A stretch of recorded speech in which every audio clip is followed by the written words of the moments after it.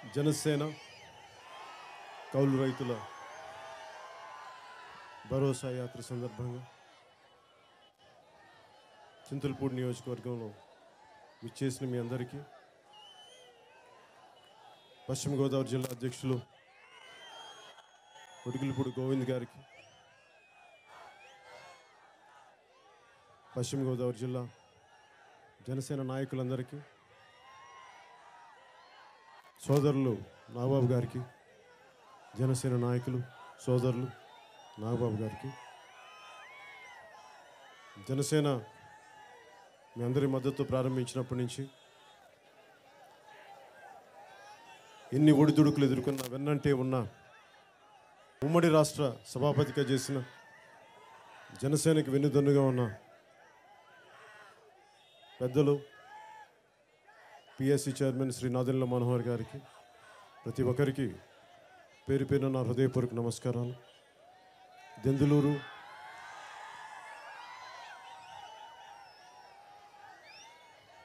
పోలవరం, చింతలపూడి లాంటి నియోజకవర్గాలన్నిటి నుంచి వచ్చిన, అలాగే తూర్పుగోదావరి జిల్లా నుంచి వచ్చిన నాయకులందరికీ కూడా పేరు పేరున నా హృదయపూర్వక నమస్కారాలు, ధన్యవాదాలు. ఇక్కడికి విచ్చేసిన నాయకులందరికీ, మండల స్థాయి, గ్రామ స్థాయి నాయకులందరికీ, జనసేన నాయకులందరికీ పేరు పేరున ప్రతి ఒక్కరికి నా హృదయపూర్వక నమస్కారాలు. జన సైనికులకి, ఆడపడుచులకి, వీర మహిళలకి ప్రతి ఒక్కరికి పేరు పేరున నా హృదయపూర్వక నమస్కారాలు తెలుపుకుంటా ఉన్నాను. ఈ కౌలు రైతులకు సంబంధించి ఇదేదో నేను ఒక నిమిషం ఈ కౌలు రైతులకు సంబంధించి ప్రత్యేకంగా మనం తినే ప్రతి ముద్ద, మనం తినే ప్రతి మెతుకు ఒక రైతు కూలి, రైతుని సొంతం చేసుకున్న ఒక ఆసామి, వీళ్ళ ముగ్గురు కలిస్తేనే మనకి చేతిలోకి ఒక ముద్ద వస్తుంది. వారి శ్రమ, వారి కష్టం, ఈ పరంపరలో భూమి హక్కుదారులు అయిన రైతులు, వాటి కౌలు తీసుకునే నడిపే మన కౌలు రైతులు, వాళ్ళకి అండగా ఉండే రైతు కూలీలు, ఈ పరంపరలో ముఖ్యంగా కౌలు రైతులకు సంబంధించి ఇంతవరకు భారతదేశంలో కౌలు రైతులు దాదాపు 80% వ్యవసాయాన్ని కౌలు రైతులు చేస్తారు. వారికి ప్రత్యేకమైన హక్కులు లేవు. వారు ఇవ్వటం కౌలిచ్చి దున్నుకొని పంటకి చేతికొచ్చి లాభం వస్తే లాభం వచ్చినట్టు. ఇవన్నీ చూస్తే నాకు ఇది ఈ రోజున సడన్గా తీసుకున్న నిర్ణయం కాదు. చాలా సంవత్సరాలుగా, ఇంకా చెప్పాలంటే 2008, 2009 నుంచి కౌలు రైతులను ప్రతి క్షేత్రస్థాయిలో తిరుగుతున్నప్పుడు ఎవరో ఒకరు కౌలు రైతులు ఏం చేస్తారు మీరంటే, మేము కౌలు రైతులు చేస్తాం, మేము పొలం కౌలుకి తీసుకొని చేస్తామంటే ఎలా మీకు గిట్టుబాటు అవుద్ది అని అంటే మాట్లాడుతూ ఉండేవాడిని. నాకు తెలిసి కొన్ని సందర్భాలు కొన్ని మరణాలు ఉండేవి, నా దృష్టికి వచ్చేది, కొంచెం ఇప్పుడు బాధ ఉండేది. ముఖ్యంగా ఈ కౌలు రైతుల సమస్య ఈ రోజున వైసీపీ ప్రభుత్వం సృష్టించిందని నేను ఎప్పుడు చెప్పట్లా. వైసీపీ ప్రభుత్వం కౌలు రైతుల సమస్యల్ని గుర్తించకపోవడం వల్ల ఇది బయటికి తీసుకొచ్చాను తప్ప, నిజంగా వైసీపీ 151 మంది సభ్యులు, 22 మంది ఎంపీలు, 6 మంది రాజ్యసభ సభ్యులున్న వైసీపీ పార్టీ నిజంగా ఈ రోజున కౌలు రైతులకు అండగా ఉండుంటే ఈ రోజున మాకు రోడ్ల మీదకి వచ్చి ఇలాంటి పరిస్థితి ఉండేది కాదు. నాకు మీరందరూ అంటే ప్రతిసారి ఇదే చెప్తూ ఉంటాను, ఇంతమంది యువత ఉన్నారు ఈ రోజున. ఇదే యువత 2014లో ఉన్నారు, 2019 కూడా ఇదే సభలకు వచ్చారు. కానీ మీలో చాలామంది, ఎక్కువ శాతం మంది వైసీపీని నమ్మారు. మీరు 2019లో వైసీపీని నమ్మారు. నేను దాన్ని ఆహ్వానించాను. ఎందుకంటే మీరు నా మీద వ్యక్తిగత ఇష్టం ఉండొచ్చేమో, కానీ మీరు రాజకీయ పరంగా ఇంకా మన వాటిని చూడాలని అనుకున్నారేమో.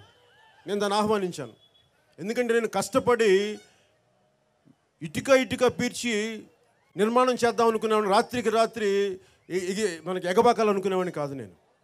అందుకని నేను, మీరందరూ కూడా చాలామంది, ఎక్కువ శాతం మంది ప్రజలు అండగా నిలబడితే తప్ప 151 మంది సభ్యులను ఇవ్వరు.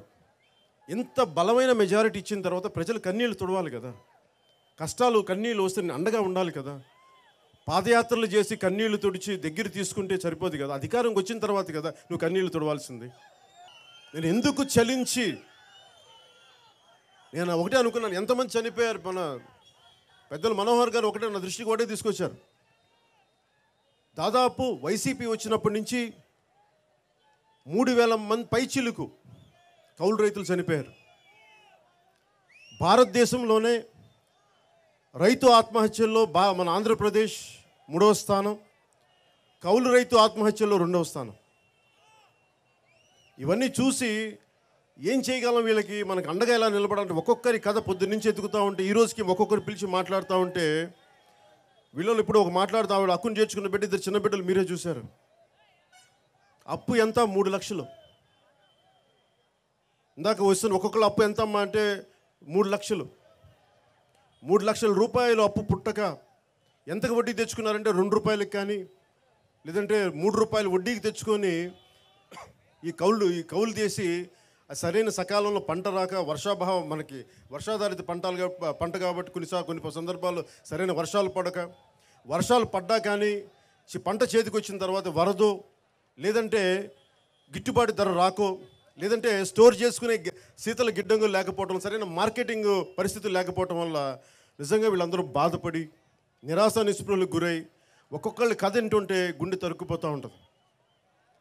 ఇంట్లో చెప్పట్లేదు, పెద్దవాళ్ళు చెప్తా ఉన్నారు. ఇంటికి ఆయన ఎవరమ్మా అయినట్టు మా ఆయన చనిపోయి మావారేనండి, ఏం చేశారమ్మంటే వెళ్ళారు, చనిపోతున్నాను కూడా చెప్పలా. వెళ్ళి ఒకసారి పొలం పంట చూసుకొని వస్తాను, పొలం దగ్గరికి పోతానని చెప్పి చెట్టుకు ఊరేసుకునే సందర్భం. ఒకటి కాదు బాధ ఒక్కొక్కరికి. అలాగే బిడ్డ చూస్తే 2 చిన్న బిడ్డలు 3 లక్షలు అప్పు తీసుకుని తీర్చలేక వడ్డీ వాళ్ళు మీద పడుతూ ఉన్నారు.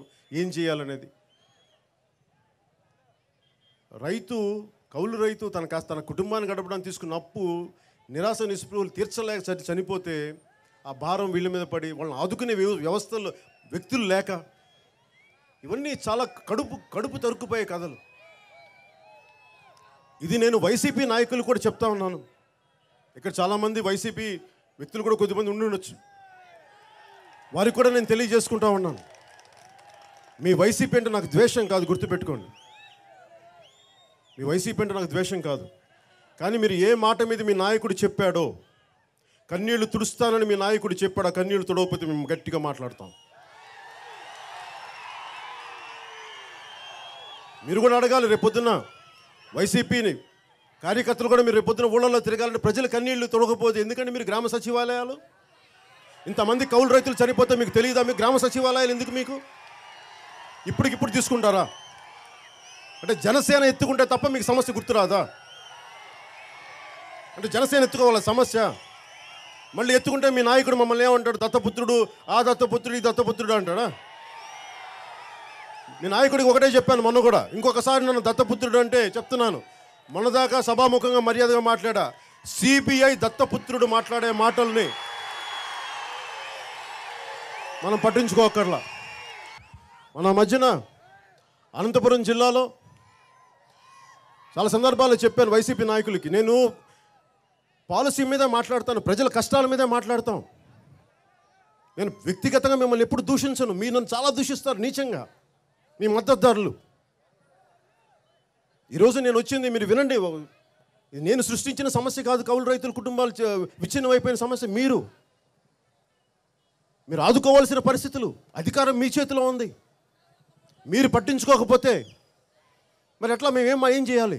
దీనికి మాట్లాడినందుకు మమ్మల్ని ఇన్ని రకాలుగా వ్యంగ్యంగా మాట్లాడితే వైసీపీ నాయకులకి ఒకటే చెప్తా ఉన్నాం, మీరు ముఖ్యమంత్రి కాబట్టి ఇంకా నేను ఆ ముఖ్యమంత్రి స్థానాన్ని గౌరవించే మాట్లాడుతాను, మీరు అనే మాట్లాడుతున్నాను. ఇంకోసారి దత్తపుత్రుడు అని మాట్లాడినప్పుడు మీరు ఒకటే గుర్తుపెట్టుకోండి, ఆయన నోట్లో నుంచి కానీ వైసీపీ నాయకుల నోట్లో నుంచి దత్తపుత్రుడు అని వస్తే సిబిఐకి దత్తపుత్రుడు, అది ఫిక్స్ అయిపోతాం. ఫిక్స్ చేద్దాం ఈసారి. మొన్న కూడా చెప్పా. అలాగే మొన్న మధ్యన నరసాపురం ఎంపీ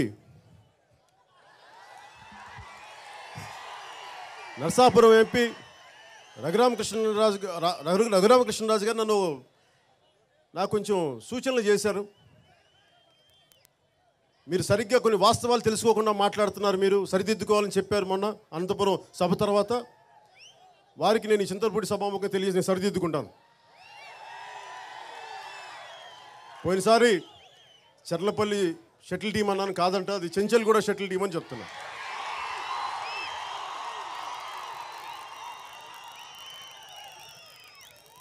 సో చెంచల్గూడలో షటిల్ ఆడుకొని మీరు మాకు చెప్తారండి మీరు?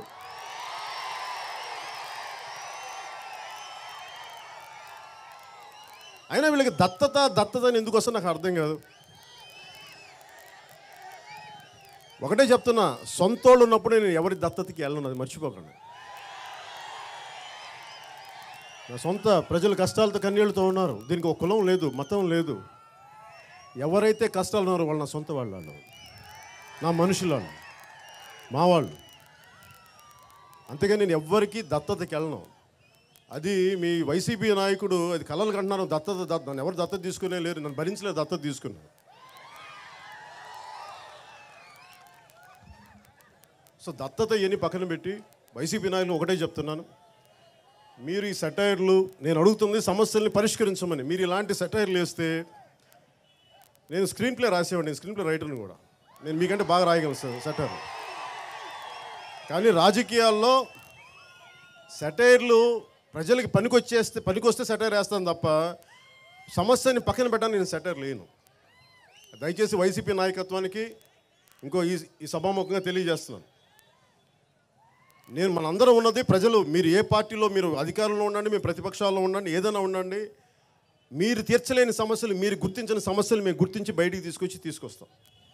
అలాగే జనసేన, నేను ఈరోజు దాకా ఇదేదో నేను పొలిటికల్ క్యాంపెయినింగ్కి మాట్లాడట్లా, చాలా బాధతోటి ప్రజల కష్టాలు కన్నీళ్లు చూసి, మీరే చెప్పండి, డబ్బు వదులుకోవడం అంత తేలికైన విషయం కాదు. డబ్బులు, నిధులు మనం ఏమంటుందని ట్రస్ట్లో పెట్టుకొని వ్యక్తిగతంగా మనం కూర్చొని సీఎం రిలీఫ్ ఫండ్ ఉంది. సీఎం రిలీఫ్ ఫండ్ ఏం చేస్తుంది? చీఫ్ మినిస్టర్ రిలీఫ్ ఫండ్ ఉంది. మీరు కన్నీళ్ళు తొడవరా? ప్రజల కష్టాలు తొడవరా? మీరు దాంతో తీర్చరా? మీరు అలాంటిది నేను సొంత నిధులు ఎందుకు పెట్టుకున్నానంటే, ఎక్కడో ఒక చోట ఎవరో వస్తారు, ఏదో చేస్తారని ఎదురు చూసి మోసపోయేవాడిని కాదు. నేనేం చేయగలను? నా చేతిలో నాకు 5 కోట్ల రూపాయలు ఉంది, దాన్ని తీసుకొచ్చి ఒక సుదీర్ఘమైన ప్రయాణం కూడా ఒక చిన్న అడుగుతోనే మొదలవుతుంది. ఒక అడుగే అది కాకపోతే ఆ అడుగు, ఆ పాదముద్ర చరిత్రలో నిలిచిపోయే పాదముద్ర అవుతుంది. ఈ రోజున 80% మంది కౌలు రైతుల్ని గుర్తించలేదు ఈ రోజు దాకా. వాళ్ళు గుర్తిస్తే వాళ్ళు మనకి ఓటుగా మనకి మారద్దా లేదా అని చెప్పి వాళ్ళు ఎవరు గుర్తించారు. నేను చెప్తున్నాను, ఈ రోజున కౌలు రైతులకి మిమ్మల్ని నేను గుర్తిస్తాను, మిమ్మల్ని జనసేన గుర్తిస్తుంది. మొన్న గుంటూరులో కూడా మీకు తెలుసు, కలెక్టర్ ఆఫీస్ ముందుకు వెళ్ళి కలెక్టర్కి చెప్పిన తర్వాత కూడా పని అవ్వలేకపోతే ఆయన ఉరేసుకొని చనిపోయారు. అది కేవలం పట్టా పుస్తకం కోసం. అంటే తిరిగి తీసుకుంటే పట్టా సరైన పేర్లు నమోదు అవ్వలేదు, ఆయన పేరు మీద రాలేదు సరిగ్గా. దాని మీద నిరాశ నిస్పృహలతో కౌలు రైతు చనిపోయాడు. వీళ్ళ బాధలు తీర్చేది ఎవరు? ప్రభుత్వాలు కాదా? మా జన సైనికుల మీద నిన్న దారిలో వస్తుంటే మీరు మా వాళ్ళ మీద దాడులు చేయించారు, మీరు పోలీసులతో కొట్టించారు, మీరు మీ 20 మంది వైసీపీ గుండాల చేత మా వాళ్ళని కొట్టించారు. దానికి మీరు రెడీ, కానీ కౌలు రైతుల సమస్యలను, కౌలు రైతుల కష్టాలను తెచ్చడానికి మీరు రెడీ కాదు. మీరు మా వాళ్ళ మీద దాడి చేయడానికి మీరు సంసిద్ధులు. మీరు అలాగే వైసీపీ గుండాలకు కూడా చెప్తా ఉన్నాను, నేను ఎంత సహనం పాటిస్తానో వైసీపీ నాయకులు కూడా చెప్తున్నాను. నేను 99 సార్లు శాంతియుతంగానే ప్రయత్నిస్తాను. 99 సార్లు. మీరు కాదు కూడదు, మేము ఇంతే అహంకారంతో విర్రవీగితే మట్టుకు దాన్ని ఏ పద్ధతిలో చెప్పాలని బాగా తెలిసిన వాడిని, వాటికి భయపడే వ్యక్తిని కాదు, గుర్తుపెట్టుకోండి. మా బిడ్డల మీద, మా జన సైనికుల మీద, మా వాళ్ళు తీసుకొచ్చిన ఇది ఈ రోజున తీసుకొచ్చింది, వీళ్ళందరూ తీసుకొచ్చింది మా జన సైనికులు, మా జనసేన నాయకులు తీసుకొచ్చారు. క్షేత్రస్థాయిలో తిరుగుతున్నారు మా వాళ్ళు. వాళ్ళు తీసుకొచ్చిన రికార్డులని పరిశీలించి తిరిగి ఆర్టీఐ ద్వారా మళ్ళీ ఎక్స్ట్రా చేసుకొని పోలీసుల ద్వారా వెరిఫికేషన్ చేయించుకొని అప్పుడు తీసుకొస్తున్నాం. అలాంటి జన సైనికుల మీద మీరు దాడులు చేస్తే మటుకు వైసీపీ నాయకులకి, స్థానిక వైసీపీకి నాయకులకు కానీ, జిల్లా స్థాయి వ్యక్తులకు కానీ, రాష్ట్ర స్థాయి వ్యక్తులకు కానీ చెప్తున్నాను, మీరు మా వాళ్ళ మీద దాడి చేస్తే మటుకు జాగ్రత్తగా, మర్యాదగా ఉండదు, గుర్తుపెట్టుకోండి. సభా మర్యాద కాదు కాబట్టి నేను మాట్లాడట్లా. భావం అర్థమైంది కదా మీకు? మా జన సైనికుడి ఒంటి మీద చెయ్యపడితే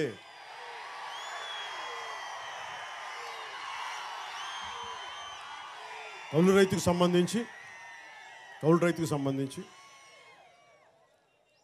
మనకు అన్నం పెట్టే రైతు, ఇదే పరిస్థితులు మనకి తెలంగాణ ఆంధ్ర విభజన జరిగినప్పుడు, ఉమ్మడి రాష్ట్ర విభజన జరిగినప్పుడు అందరూ ఒక మాట అనేవాళ్ళు, నా తెలంగాణ మిత్రులందరూ, మీకు పచ్చటి గోదావరి జిల్లాలు ఉన్నాయి, పచ్చటి ఉభయ గోదావరి జిల్లాలు ఉన్నాయి, మాకంత పచ్చదనం లేదని చెప్పేవాళ్ళు.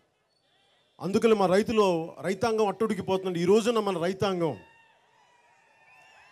విడిపోయిన తర్వాత మనం ఇంకా బెటర్ అవ్వాలి, బాగుపడాలి తప్ప 3000 మంది రైతులు చనిపోవటం, కౌలు రైతులు చనిపోవటం చాలా బాధ కలిగించింది. ఒకవైపు వరి లేని చోట తెలంగాణలో వరి పండిస్తూ ఉంటే ఇంత చక్కటి జీవనదులుండి మనకి ఈ గోదావరి జిల్లా ఇన్ని ఆత్మహత్యలు ముఖ్యంగా జరుగుతుంటే నిజంగా చాలా బాధగా ఉంది. దీనికి కావాల్సింది వీళ్ళకి ధరల స్థిరీకరణ ఇదొకటి ఏర్పాటు చేయాలి. వీళ్ళు మాటలు చెప్పారు. అలాగే రైతు భరోసా పథకం కింద 13,500 ఎంతో ఇస్తామని చెప్పారు. అది ఆఖరికి 6,000 కలుపుకొని యాక్చువల్గా వాళ్ళు చెప్పిన ప్రకారం 13,500 ఇచ్చేటట్టయితే కేంద్ర ప్రభుత్వంతో కలుపుకొని ప్రతి రైతుకి, గుర్తుపెట్టుకోండి, ప్రతి రైతుకి 18,500 రావాలి. కానీ కేంద్ర ప్రభుత్వం వాటా కలుపుకొని 13,500గా మీకు ఇస్తూ ఉన్నారు. సో మీకు ద్రోహం చేస్తుంది. మీకు దాదాపు 7,000 పైచీలకు మీకు రానివ్వకుండా చేస్తూ ఉన్నారు. వాళ్ళు ఇవ్వాల్సిన డబ్బులు మీరు అడగండి, ప్రతి వైసీపీ నాయకుడిని అడగండి. మీరు 13,500 ఇస్తానని చెప్పారు కదా, ఎందుకు మాకు 6,000 ఇస్తున్నారని అడగండి, ప్రత్యేకంగా అడగండి. కేంద్ర ప్రభుత్వం 6,000 ఇస్తూ ఉంది. ఆ ఎక్స్ట్రా మిగతాది వీళ్ళు ఇస్తున్నారు తప్ప మొత్తం కలిపి వీళ్ళు ప్రామిస్ చేసిందే 13,500. కేంద్ర ప్రభుత్వం ఇచ్చిన దాన్ని 6,000తో అదనంగా కలుపుకుంటే మనకి 18,500 రావాలి. సో మీరు దీన్ని దృష్టిలో పెట్టుకొని ఆ 6,000 వచ్చే విధంగా మీరు గట్టిగా అడగండి. ప్రతి కౌలు రైతుకి మీకు రావాల్సింది 6,000. అలాగే జనసేన నాయకులందరికీ కూడా, మండల స్థాయి నాయకులకి అందరికీ వారి నవరత్నాలు కూడా ప్రజలకు ఎలా చేరుతున్నాయి, అమ్మఒడి కానీ వారు ఏ పథకమైనా సరే ఎంతవరకు చేరుతున్నాయి, దీని మీద ప్రత్యేకించి మాట్లాడదాం, దీని మీద దృష్టి పెడదాం, ఇది ప్రజల్లోకి తీసుకెళ్దాం. ఎందుకంటే ప్రజలు కన్నీళ్లు తుడవలేని ప్రభుత్వం. మీకు అధికారం ఇచ్చే ప్రయోజనం ఏంటి, మెజారిటీ ఇచ్చే ప్రయోజనం ఏంటి? ఈరోజు నేను మీకు చెప్తున్నాను, నేను బాధ్యత తీసుకుంటాం. మేము జనసేన రాష్ట్ర ప్రభుత్వం బాధ్యత తీసుకుంటాం. మీరు ముఖ్యమంత్రిని చేస్తారా లేదా అనేది నేను ఎప్పుడు అడగను. గీతా సారాంశాన్ని నమ్మేవాడిని. కర్మం చేసుకుంటూ వెళ్ళిపోతాను. నా కర్మ ఫలితం ముఖ్యమంత్రి పదవి ఇస్తే సంతోషం, చేస్తాను. పదవి ఇవ్వలేదా, మీకు దాసుండి. నేను పదవి ఇచ్చారా, పదవితో కూడిన దాసుండి అంతే. ఎందుకంటే మీ కన్నీళ్ళు, ఈ రోజున నాకు అధికారం వస్తేనే నేను ఇవ్వడానికి, అధికారం వచ్చినప్పుడు నేను మీకు ప్రామిస్ చేస్తానని చెప్పట్లా. నా వంతు కృషిగా నేనేం చేయదలుచుకున్నా. ఈరోజు 5 కోట్లతో స్టార్ట్ చేశాం. 3,000 మంది రైతులకి మా పార్టీ తరఫున ప్రతి ఒక్కరికి ₹1,00,000 ఇచ్చే దిశగా మేము అడుగులు వేస్తూనే ఉంటాం. అలాగే ముఖ్యంగా వారి కౌలు రైతు బిడ్డలు చూడండి. ఇందాకే అక్కడ నుంచి ఒక ఆడబిడ్డను అడిగాను, అమ్మ మీరేం చదువుకున్నా? నేను బీఎస్సీ చదువుతాను. ఏం చదువుకోవాలి? చదువు ఆపేసాను. దేనికంటే నేను ఎంఎస్సీ చదువుకోవాలనుకున్నాను. నేను చెప్తున్నానమ్మా, ఈ రోజున మీ బిడ్డ ఎక్కడ ఉంది? మిమ్మల్ని మీరు పై చదువులు చదువుకుంటారంటే మేమందరం ఉన్నాం మిమ్మల్ని చదివించడానికి. ప్రభుత్వం చేస్తే సంతోషం, లేదా మేము మీకు అండగా ఉన్నామని చెప్తున్నాం. ముఖ్యంగా ఇంటి పెద్దని కోల్పోయి, ఇంటి ఆధారాన్ని కోల్పోయిన తర్వాత ఆ నిరాశ నిస్పృహ ఎలా ఉంటుందంటే, చనిపోయిన వ్యక్తికి ఒకలాగా, చనిపోకముందు ఉండే నిరాశ నిస్పృహ, బతుకున్నంతకాలం వీళ్ళకి నిరాశ నిస్పృహలు ఉంటాయి. ఇలాంటి పరిస్థితుల్లో మనందరికీ బాధ్యత ఉండి మనందరం చేయాల్సింది. అమ్మ మాలాంటి వాళ్ళు ఇంకా బతుకున్నాం ఈ సమాజంలో. మీ కష్టాలు ఉంటే, మీ కష్టాలను అర్థం చేసుకునే వ్యక్తులు మీ కష్టాలు సంపూర్ణంగా తీర్చలేకపోవచ్చు. కానీ మీ కష్టాలకు ఎంతో కొంత మేము అడ్రస్ చేయగలం, ఎంతో కొంత మార్పు మేము మాదైన వంతు సాయం చేయగలం, మీ బాధను అర్థం చేసుకోగలం. మీకు ఎవరైతే ప్రభుత్వం నుంచి డబ్బులు రావాలో ఒత్తిడి చేసి మీ చేత డబ్బులు తెప్పించే బాధ్యత మేము తీసుకుంటాం. అలాగే వైసీపీ ప్రభుత్వానికి కూడా చెప్తున్నాం, మీరు 7 లక్షలు నిధులు విడుదల చేయాలి ప్రతి ఒక్కరికి. ఇది ఏదో మనం ఏ ఊరు వెళ్తున్నామో ఆ ఊరికి ఇస్తున్నారు. అలాగే చాలా నీచంగా, చాలా దుర్మార్గం అనిపించింది ఈ మధ్యన ఒక విజువల్ చూస్తూ ఉంటే. తూర్పుగోదావరి జిల్లాకు చెందిన ఒక ఎమ్మెల్యే, వైసీపీ ఎమ్మెల్యే 7 లక్షల రూపాయలు తీసుకొని ఇలాగా ఊపుతూ ఇస్తున్నట్టు. అది ఏం పని? అది చనిపోయిన వ్యక్తి కుటుంబాన్ని అవమానం చేసినట్టు కాదా అది? అయినా అసలు మీకు 7 లక్షల రూపాయలు, అసలు 50,000 రూపాయలకి మించి మీరు క్యాష్ డిపాజిట్ని మీరు విత్డ్రా చేసుకోకూడదే? ప్రభుత్వ పథకాల నుంచి మీరు ఎలా తీసుకున్నారు? మీరు దానికి ఖాతాదారుడికి అకౌంట్లోకి వెళ్ళాలి తప్ప మీరు ఎలా తీసుకున్నారు దాని డబ్బుని? ఎంత అది ఏమనుకోవాలి? అది అహంభావం అనుకోవాలా, అహంకారం అనుకోవాలా, లేదంటే అజ్ఞానం అనుకోవాలా? మిమ్మల్ని 7 లక్షల రూపాయలు తీసుకు ఎవరి సొమ్ము మీరు ఇస్తున్నారు? మీ సొంత సొమ్ము ఇస్తున్నారు? మీరు సొంత సొమ్ము ఇస్తున్నప్పుడు ఊపుకోండి, ఏదైనా చేసుకోండి. కానీ మా అందరి ఉమ్మడి శ్రమతోటి వచ్చిన ట్యాక్సుల మీద వచ్చిన డబ్బుని అదేదో మీరు ఇస్తున్నట్టుగా మీరు అలాంటి వేషాలు దయచేసి వేయకండి. పద్ధతి కాదు అది. మీరందరూ సీనియర్ నాయకులు, మీరందరూ వాళ్ళందరూ నాకు తెలిసిన వాళ్ళే కావచ్చు, అయినా మీకు చెప్తున్నాను, మందలిస్తున్నాను మిమ్మల్ని. పద్ధతి కాదు అది. చనిపోయిన వ్యక్తులు ఇంట్లో ఏడుస్తూ ఉంటే మీకు 7 లక్షలు ఇస్తున్నాం, మా కాళ్ళకి దండాలు పెట్టండి. ఏంటది? నిజంగా కష్టాలుంటే మీరు చేస్తారా? మీరు నీ సొంత ఇంట్లో కష్టం ఉంటే ఎలా ఉంటాయి? అది కదా నువ్వు బిహేవ్ చేయాల్సింది, అది కదా ప్రవర్తించాల్సింది. ఇది ప్రతి ఒక్క మేనర్స్ లేవు వాళ్ళకి. మేనర్స్ కూడా కదా, సంస్కారం అంటాం దాన్ని. నాయకులకే సంస్కారం హీనమైనప్పుడు మరి మిగతా వాళ్ళకి ఎలా వస్తాయి? ఈ రోజున ఏ మూలకెళ్ళినా కానీ ఏదో ఒక సమస్య, నేను అన్ని సమస్యల మీద కూర్చోబెట్టిన వైసీపీ వాళ్ళతో కూడా ప్రతి సమస్య మీ వల్లే వచ్చిందని అంటున్నా. కానీ మీరు సమస్యని కనీసం హ్యాండిల్ చేయండి జాగ్రత్తగా వెళ్ళి. నిన్న విజయవాడలో కూడా ఒక ఆడబిడ్డ ప్రత్యేక, మీకు తెలిసిన సంఘటన. ఆ బిడ్డ ప్రత్యేకంగా పాపం చాలా ఇబ్బందికరంగా, మీకు తెలిసి మాట్లాడదలుచుకోవట్లేదు పరిస్థితి, ఆడబిడ్డ పరిస్థితి. ముగ్గురు దారుణంగా తన గౌరవాన్ని తీసేసిన పరిస్థితుల్లో నేను ఎందుకు వ్యక్తిగతంగా కూర్చోబెట్టి నేను పోలీసులు కూడా ఏమంటలేదు ఆ రోజున. ఇప్పుడు మీరు మా జన సైనికుల మీద ఒక చిన్న సోషల్ మీడియా పెడితే, పోస్ట్ పెడితే మీరు మా వాళ్ళందరినీ ఏడిపించేస్తున్నారే. అలాంటిది ఒక క్రిమినల్ మా బిడ్డని, వాడు ఆ అమ్మాయి, మా ఆడబిడ్డ మీద, నా కూతురి మీద ఒకటి కన్నేసాడు, ప్లీజ్ మీరు రక్షించండి అంటే మీరు ఎందుకు మీరు యాక్షన్ తీసుకోవట్లేదు? ఏ పరిస్థితులు అంటే పోలీస్ వ్యవస్థ కూడా విసిగిపోయి ఉన్నారు. సెలవులు లేవు వాళ్ళకి, డిఏలు రావు, టీఏలు రావు. వాళ్ళు మనుషులే కదా, వాళ్ళకి సెలవు దినాలు ఉండాలి కదా, వాళ్ళకి కుటుంబాలు ఉంటాయి కదా. మీరు ఎంతసేపు ఒకళ్ళని తిట్టనో మీరు వెళ్ళి మీరు డ్యూటీలు చేసి వాళ్ళని ఆపండి అంటే మధ్యలో వాళ్ళ కాకి డ్రెస్ తాలూకు విలువ కూడా తీసేస్తున్నారు. మీరు వాళ్ళకు కూడా గౌరవం ఉండదా? వాళ్ళకి కాకి డ్రెస్ మీద గౌరవం ఉండదు అనుకున్నారా? పోలీసు మీ బానిసలు అనుకుంటున్నారా వైసీపీ వాళ్ళకి? సో ఈ విధంగా ఏ విధంగా చూసినా వైసీపీ చాలా ఘోరంగా రూలింగ్ చేస్తూ ఉంది.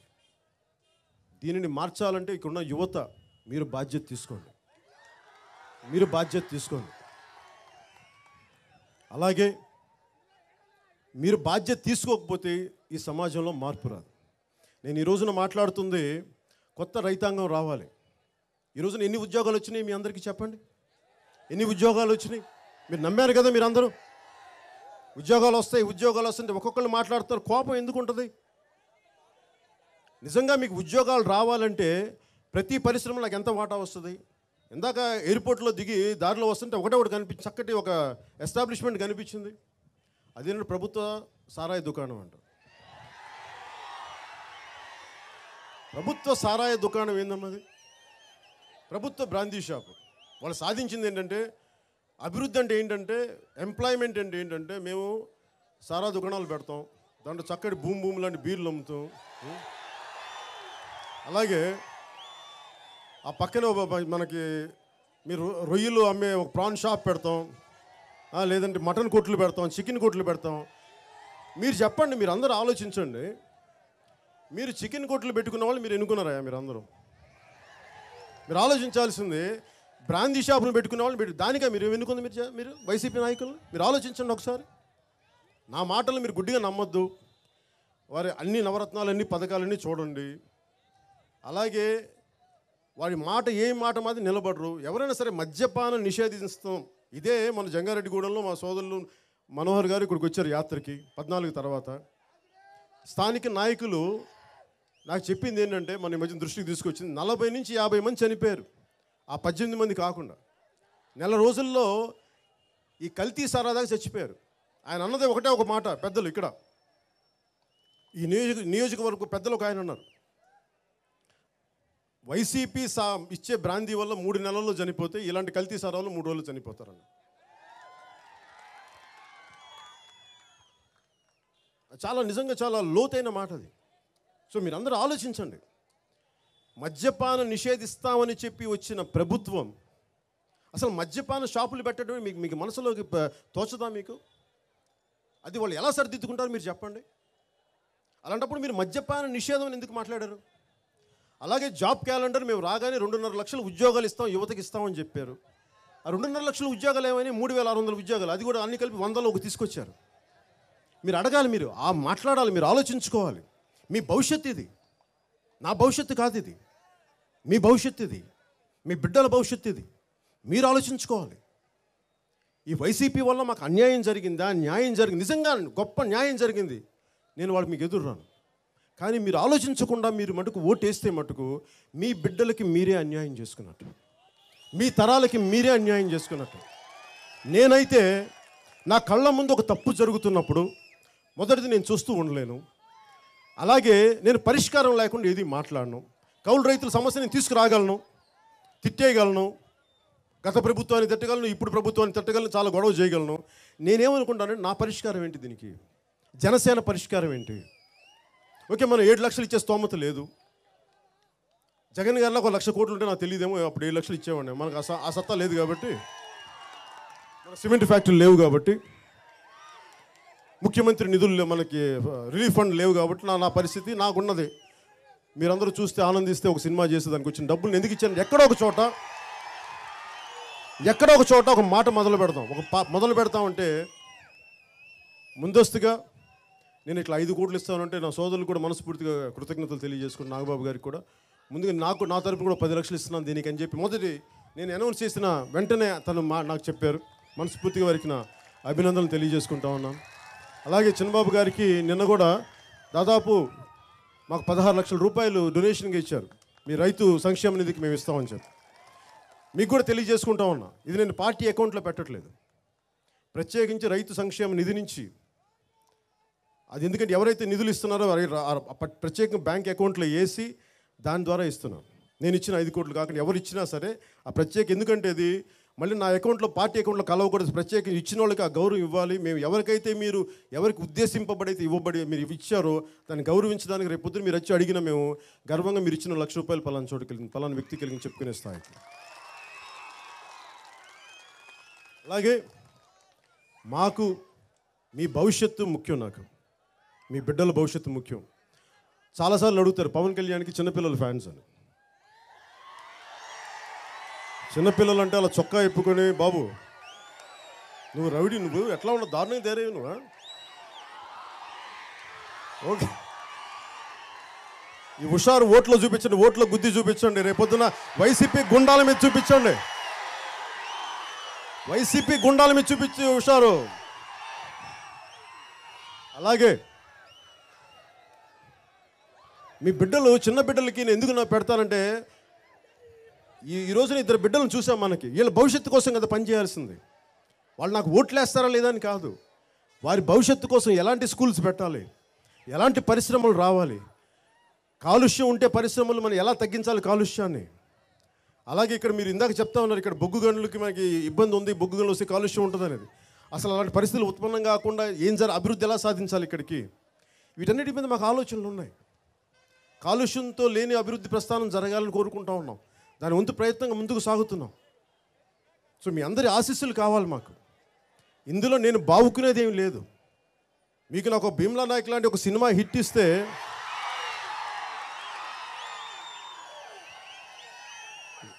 నాకు సరిపోద్ది. నా భవిష్యత్తుకి నిజంగా చెప్ప నాకు సమస్య లేదు.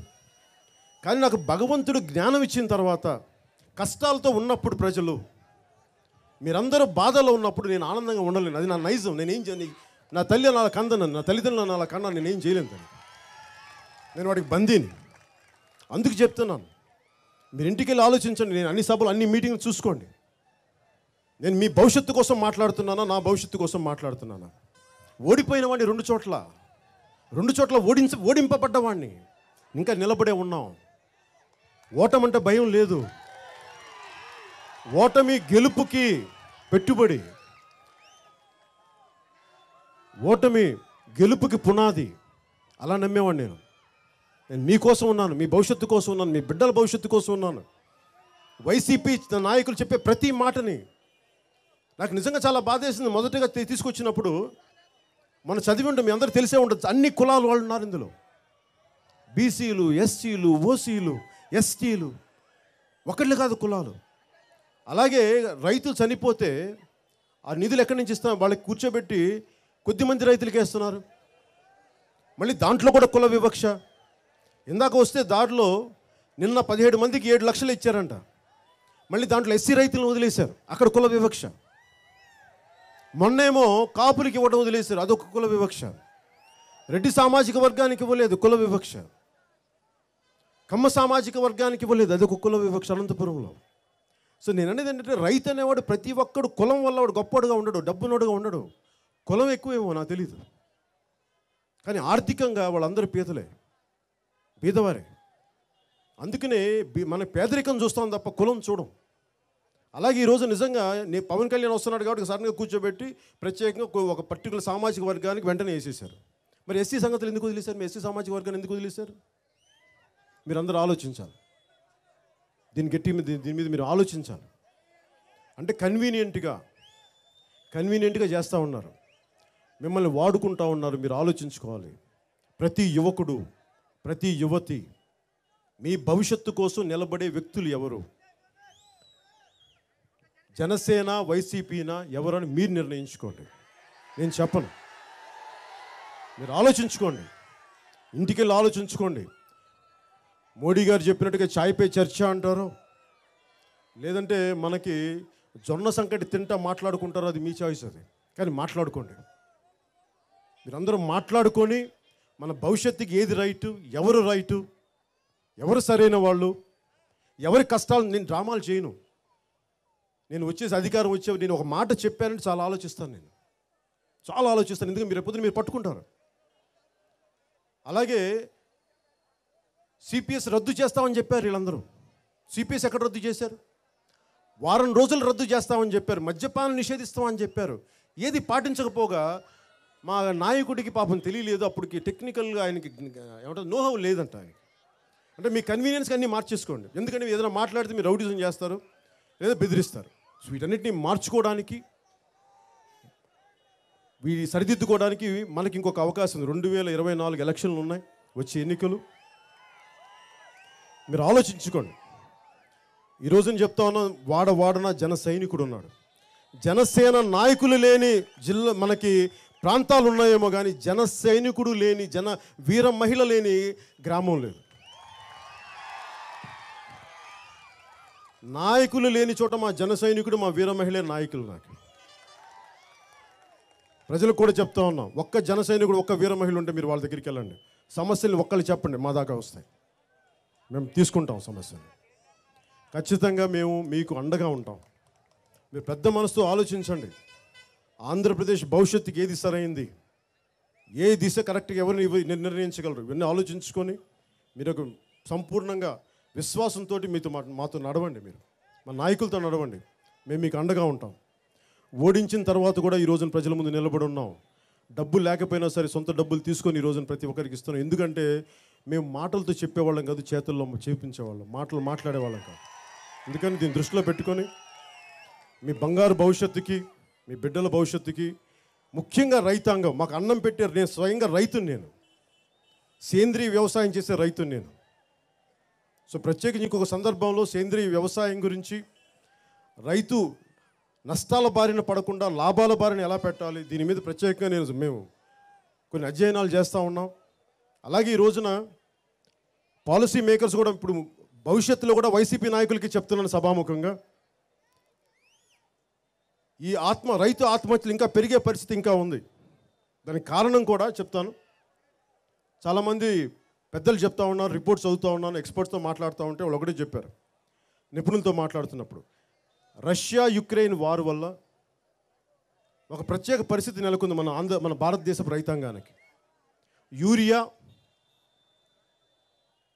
మిగతా ఎరువులన్నీ కూడా, పొటాష్ కానీ ఇలాంటి ఎరువులు కూడా మనకి రష్యా నుంచి వాటికి అనుబంధమైన బెలోరస్ నుంచి వస్తాయి. మనకి 40% వాళ్ళే ప్రొడ్యూస్ చేస్తారు. యూరియా కానీ మిగతా అవన్నీ మనం ఇంపోర్ట్ చేసుకుంటాం. పోయిన సంవత్సరంలో $500 నుంచి $600 ఉండే ఒక టన్ను యుద్ధం వల్ల, ప్రత్యేక పరిస్థితుల వల్ల, నిబంధనల వల్ల ఈరోజు $1200 నుంచి $1500 అయింది ఒక్కొక్క టన్ను. మనకుందంతా చిన్న కమత రైతులు. అందుకని దాన్ని దృష్టిలో పెట్టుకొని మళ్ళీ రేట్లు పెరిగిపోతాయి, 3 పెరిగిపోతాయి. అంటే మొన్నదాకా 1200 ఉన్నది రేపు పొద్దున ఎన్ని వందలు, మొన్నదాకా 500 ఉన్నది 1200 అయింది. ఇట్లా అంటే 3 రేట్లు పెరిగిపోతాయి. మళ్ళీ అప్పులు చేయాలి, మళ్ళీ అప్పులు తీర్చలేరు, మళ్ళీ చావులే వస్తాయి, మళ్ళీ నిరాశ నిస్పృహలే వస్తాయి. అందుకని వైసీపీ మీకు వ్యవసాయ శాఖ మంత్రులకి చెప్తున్నాను, అగ్రికల్చరల్ డిపార్ట్మెంట్కి చెప్తున్నాం, రెవెన్యూ డిపార్ట్మెంట్కి చెప్తున్నాం, దయచేసి మీరు దీని మీద అధ్యయనం చేయండి. మీరు నిజంగా చెప్తున్నాను, మనస్ఫూర్తిగా చెప్తున్నాను, కౌలు రైతు ఆత్మహత్యలను ఆపండి. దయచేసి వారికి కౌన్సిలింగ్ చేయండి. మా మీద విమర్శించడం కాదు, మనస్ఫూర్తిగా రైతాంగానికి అండగా నిలబడండి. రష్యా యుక్రెయిన్ వార్లో దాని ప్రభావం భారతదేశ రైతాంగం మీద పడబోతున్న ఆర్టికల్స్ వస్తూ ఉన్నాయి. అవి అధ్యయనం చేయండి. మీకు బాగా చదువుకున్న ఐఏఎస్లో అయిపోయి సీనియర్ అడ్వైజర్లు ఉన్నారు మీ అందరికీ, వాళ్ళు చదవమని చెప్పండి, దిశానిర్దేశం చేయమని చెప్పండి.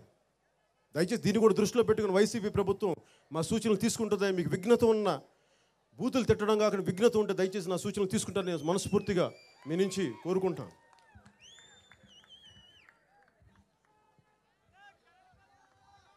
అలాగే నేను సేంద్రీయ వ్యవసాయం చేసేవాడిని కాబట్టి డ్రిప్ ఇరిగేషన్ మీద ఆధారపడేవాడిని. నేను కూడా ఒక్క నీటి చుక్క కూడా వేస్ట్ అవ్వకూడదు అనేది, అలాంటి డ్రిప్ ఇరిగేషన్ తీసేసారు. దాన్ని మొత్తం సంపూర్ణ మద్దతు తీసేసింది రాష్ట్రం మొత్తం వైసీపీ వచ్చాక. మన అనంతపురంకి వెళ్తే పంటలంతా డ్రిప్ ఇరిగేషన్ మీద నడుస్తూ ఉంటుంది, ఉద్యాన పంటలంతా. అలాగే మనకి ఈ చింతవులపూడి, పోలవరం, ముఖ్యంగా వీటి నియోజకవర్గాల్లో మన డ్రిప్ ఇరిగేషన్ మీద ఆధారపడే ఈ పామాయిల్ పంటల మీద డ్రిప్ ఇరిగేషన్ మీద నడిచేది. ఈ రోజున డ్రిప్ ఇరిగేషన్ మీద మొత్తం సబ్సిడీస్ తీసేశారు. ఇది మీరు అడగాలి. మీరు ఏదైతే నమ్మి ఓట్లు వేశారో, డ్రిప్ ఇరిగేషన్ ఇస్తామని చెప్పి మొత్తం ఆ మద్దతు కూడా తీసేస్తే మళ్ళీ దాని మీద అప్పులు ఆల్రెడీ కట్టేశారంటే డబ్బులు రైతులు 10% కట్టాలి. ఎస్సీ రైతు అయితే 100% ఏం కట్టక్కర్లా. మిగతా ఎవరైనా సరే దయచేసి ఒక 90% కడితే చాలు, అంటే 10% కడితే చాలు, 90% వాళ్ళు ఇస్తారు. ఈ రోజున 10% కట్టిన వాళ్ళు కూడా డబ్బులు తీసుకున్నారు, కానీ వాళ్ళకి డ్రిప్ ఇరిగేషన్ ఫెసిలిటీస్ ఇవ్వలేదు. వాళ్ళకి కావాల్సిన ట్యూబులు కానీ, వాళ్ళకి కావాల్సిన పరికరాలు కానీ, డ్రిప్ వ్యవసాయానికి సంబంధించింది ఏది ఇవ్వలేదు. సో ఇలా ప్రతి సమస్య, ఇందాక దారిలో వస్తూ ఉంటే 2000 మంది కార్మికులు పనిచేసే జూట్ మిల్,